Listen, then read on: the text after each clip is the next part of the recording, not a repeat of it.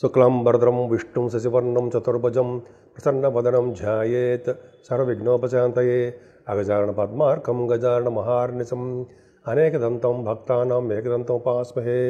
ఓం గం గణపతయే నమః. ఓం శ్రీమాత్రే నమః. ఓం శ్రీ గురుభ్యో నమః. నేను మీ వాడరేవు ఆదినారాయణరావు శర్మ.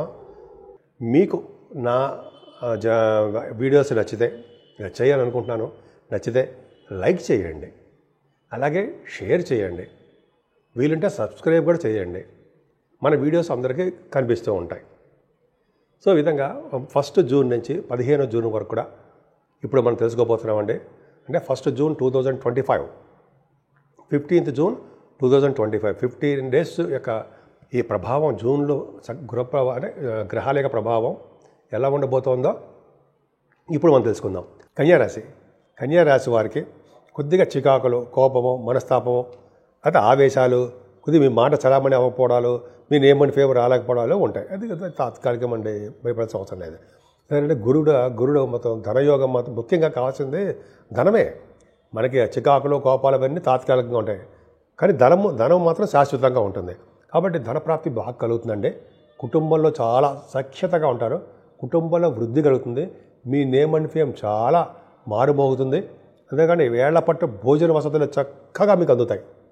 మీరు ఎక్కడ ఉండండి, అక్కడికి ప్రేమతో కూడిన భోజనం, చక్కటి భోజనం ఉంటుందండి. అంతేకాకుండా మీరు ఆభరణాలు కొనుక్కోవడమో, వాహనాలు కొనుక్కోవడమో, డబ్బులు అధికంగా రావడమో జరుగుతుంది. ఈ యాంకరింగ్ వృత్తిలో ఉన్న వాళ్ళకి చాలా కలిసి వచ్చే అంశము. వాళ్ళు డబ్బులు సంపాదించుకుంటారు, అలాగే పేరు ప్రఖ్యాతులు కూడా ఉంటాయండి. యాంకరింగ్ వృత్తిలో ఉన్న వాళ్ళు కూడా అద్భుతమైన ప్రపంచంలో ఉంటారు. ఏదైనా కంఫర్టబుల్నెస్ ఎక్కువ అండి. మీకు సుఖపడే గీత మీకు భగవంతుడు రాశాడు. ఎప్పటివరకు చాలా కష్టపడ్డారు, ఇక్కడ నుంచి కష్టపడడం తక్కువ, సుఖపడడం ఎక్కువ. అలాగే మీ పిల్లలు సుఖపడతారు, చదువులోనూ సుఖపడతారు. మీరు కూడా చదువు విషయంలో ముందంజలో ఉంటారు. మీ తల్లిగారి యొక్క ప్రేమ బాణాలు మీ మీద నిండుగా ఉంటాయి. బహుశా కొంతమంది వస్తువులు కానీ, పొలాలు కానీ, ఆభరణాలు కానీ ఇలా వాళ్ళ తగ్గట్టుగా కొనుక్కుంటారు. అదే రైతులకు కూడా డబ్బులు, ఫైనాన్షియల్ స్టేటస్ పెరిగి తీరుతుందండి, అందులో డౌటే లేదు. అంతేకాకుండా సంగీతం పట్ల ఎక్కువ మక్కువగా ఉంటారు సార్ మీరు. అద్భుతంగా ఉంటుందండి, సంగీతంలో బాగా రాణిస్తారు మీరు. అంటే మీకు మ్యూజిక్ డైరెక్టర్స్ అంటారు సార్, వాయిద్య కళాకారులు, బ్యూటిఫుల్ సంగీతం. అంతేకాకుండా 6వ భావంలో రాహు చాలా స్పందన ఎక్కువ ఉండి మీకు గురుడు చూస్తున్నాడు, కుజుడు చూస్తాడు. అంటే భూములు కానీ వాహనాలు కానీ కొనుక్కుంటారు. రాజకీయాల్లో బాగా పలుకుబడి కలిగి ఉంటారు. భూములు, వాహనాలు కొనుక్కుంటారు, రాజకీయ రంగంలో పలుకుబడుతూ ఉంటారు. అంతేకాకుండా కొంతమందికి గవర్నమెంట్ ప్రొఫెషన్లో ఉండడానికి అవకాశం ఉందండి. 6వ భావంలో రాహు చాలా బాహువులు ఎక్కించి తిప్పుతూ ఉంటాడు ఫ్లైట్లో. పైగా మీరు కొంతమంది ఏమో ఎగ్జామ్స్ రాస్తుంటారు, సివిల్ సర్వీసెస్ సక్సెస్ అవుతారండి. వాళ్ళకి గ్రాంటెడ్ అంటారు సార్, అలా సక్సెస్ అయిపోతుంటారు బ్రహ్మాండంగా. అలాగే గ్రూప్ సర్వీస్ కొంతమంది రాసే వాళ్ళకి కష్టపడ్డ వాళ్ళకి సక్సెస్ అవుతారండి. నేను సక్సెస్ అయిపోతానా? అది కాదు, కష్టపడాలి. ఏదైనా సప్తమ స్థానంలో శని అంత రాజయోగకారకుడు మాత్రం కాదండి. కొద్దిగా భార్యాభర్తల విషయంలో ఇబ్బంది కలిగించడం, భార్యాభర్తలు కొద్దిగా ఎడబాటు కలిగేట్ చేయడము, లేకపోతే వివాహాది వేడుకలు దగ్గరకు వచ్చి ఆగిపోవడం జరుగుతుంది. పైగా మీ శుక్రుడు ప్రభావం చాలా బాగుందండి.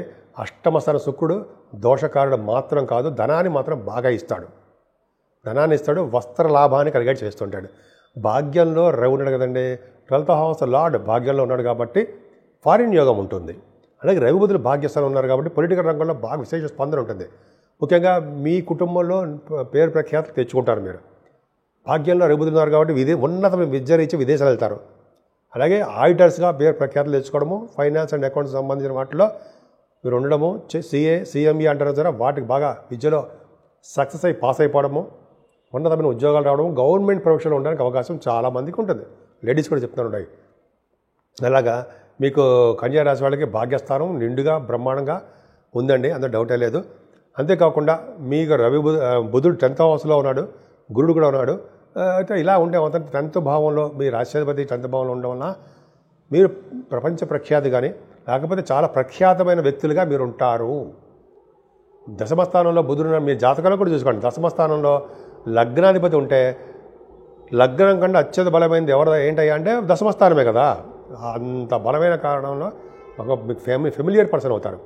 అంతేకాకుండా గురుడు కూడా ఉన్నాడు కాబట్టి నేమ్ అండ్ ఫేమ్ బాగా ఉండడము, బ్యాంకింగ్ రంగంలో బాగా ఉన్నతమైన అధికారులుగా ఉండడము, అలాగే బుధుడు కారకత్వం కాబట్టి విద్యా సంబంధించిన విషయాల్లో బాగా రావడము, వ్యాపార అభివృద్ధి బ్రహ్మాండంగా సక్సెస్ అవ్వడం ఇలా చెప్పుకుంటూ వెళ్ళిపోతే చాలా బాగున్నాయండి.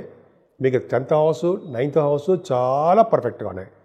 12వ భావంలో కుజుడితో కలిసినటువంటి కేతు ఉన్నాడు కదా, చిన్న చిన్న దెబ్బలు తగలడానికి, ప్రయాణాల వల్ల ఆలస్యం అవ్వడానికి, మీరు భూములు అధికంగా డబ్బు ఖర్చు పెట్టేసి కొనుక్కోవడానికి, వాహనాలు అయినా సరే అధికంగా డబ్బులు ఖర్చు పెడతారు. ఏదేమైనా ప్రయాణాలు చేసేటప్పుడు మాత్రం కింద పడిపోతారు మీరు, అదే దెబ్బలు తగులుతాయి.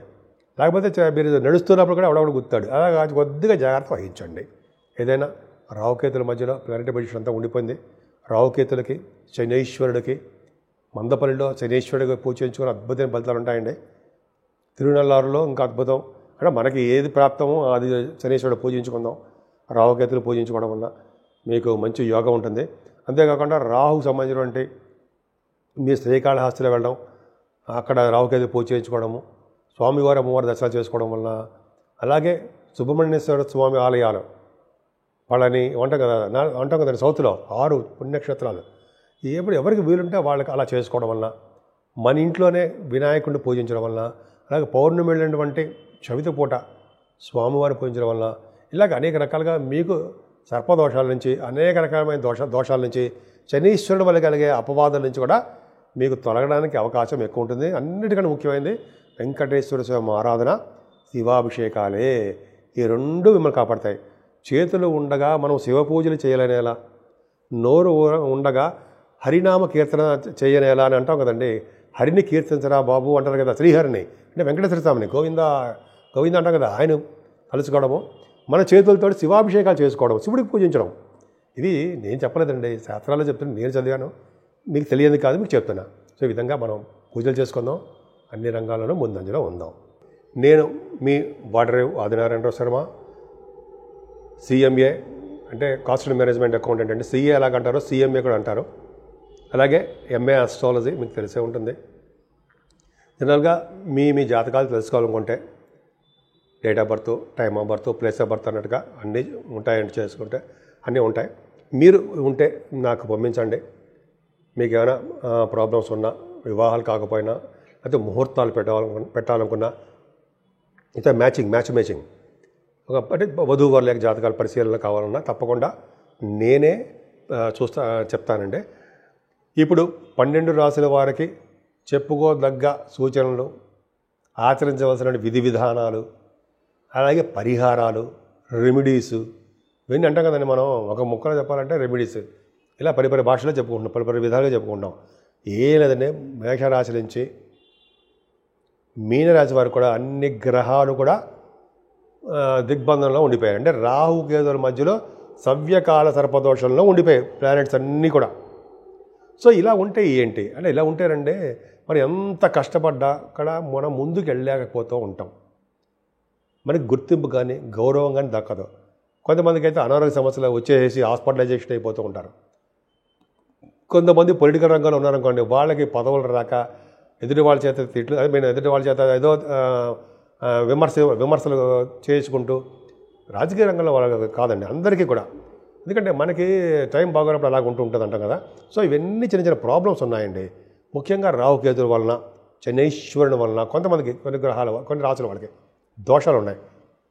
ముఖ్యంగా రాహుకేతులకి మన ఇంటి దగ్గరే, మన ఇంట్లోనే అమ్మవారికి పూజలు చేసుకోవడము, కుంకుమ పూజ కానీ ఏదైనా, లేకపోతే రాహుకాల సర్పదోషంలో మంగళవారం మీరు గుడికి వెళ్ళడము, లేకపోతే గుడికి సంబంధించిన పూజలు వెళ్ళి అక్కడ డబ్బులు ఇచ్చేస్తే వాళ్ళు కడితే వాళ్ళు చేస్తారు, అది చేయించుకోవడము. అంటే రాహుకాల మంగళవారం అంటారు కదా, మంగళవారం కూడా రాహుకాలంలో పూజలు, అమ్మవారి పూజలు, అదొకటి. అలాగే పౌర్ణమి పూట కానీ, అమావాస్య పూటలు కానీ అమ్మవారికి మనము ఏమంటారంటే చండీ హోమం అంటారు కదా, బాగా చేయించుకోవడం వలన, అలాగే సుబ్రహ్మణ్యేశ్వర స్వామి అధికంగా పూజించడం వలన మీరు బాగా రియల్ ఎస్టేట్ రంగంలో దూసుకుపోతారు. అంతేకాకుండా పౌర్ణమి వెళ్ళిన చవితి రోజు గణపతి ఆరాధన, ఓం గం గణపతయే నమః, ఓం గం గణపతయే నమః, ఓం గం గణపతయే నమః 108 సార్లు అనలేమా, అన్ని తీరుతాం. సో అలా చేసుకోవడం వలన దోషాలు చాలా పరిహారం అవుతాయండి. వెంకటేశ్వర స్వామి దగ్గర దీపారాధన, శివాభిషేకాలు, శనీశ్వరుడికి అభిషేకాలు, నూనెతోటి తైలాభిషేకాలు చేసుకోవడం వలన శని వలన వచ్చే దోషాలు కూడా, శనీశ్వరుడు వలన వచ్చే దోషాలు కూడా చాలా మటుకు పరిహారం అవుతాయి. సో ఈ విధంగా మీ అన్ని రాసుల వాళ్ళకి నేను చెప్పదగ్గ సూచన ఇవ్వనండి. మీకు ఏ మాత్రం వీలుంటే ఆ పూజలే చేసుకోండి. విపరీతంగా డబ్బులు అప్పు చేసేసో అది వేరే వాళ్ళ దగ్గర తెచ్చేసుకునో మనం బ్రహ్మాండంగా చేసుకుందాం అని మాత్రం అనుకోకండి.